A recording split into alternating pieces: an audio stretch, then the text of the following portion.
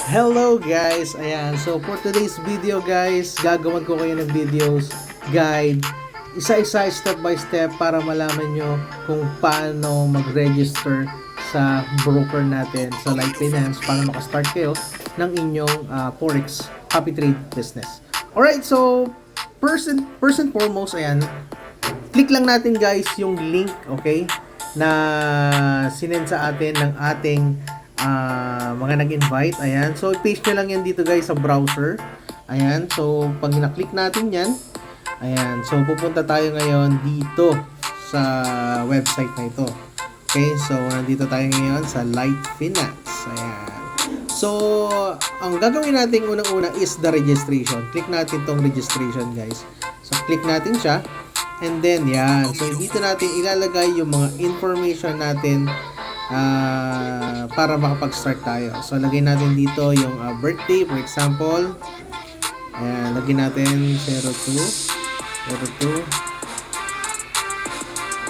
Ayan, so, continue lang natin. Ayan, tapos dito lalagay natin yung inyong mga personal. Ayan, so dito maglalagay kayo ng mga information na, for example, ito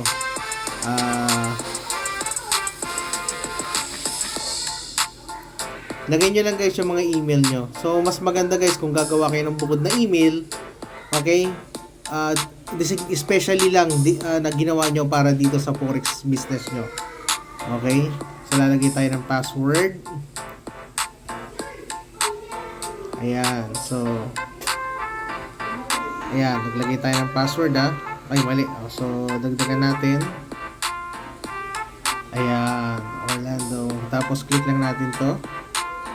Ayan, and then continue. Ayan, so ngayon may email verification tayo marireceive. Ayan, so check na. Ayan, so nakita na natin. So ilagay natin code. Ayan, so check natin. Okay, so ayan, so dito naman maglalagay tayo ng phone number. Ayan, so dito pwede nating skip muna yan. Then don't worry guys, kasi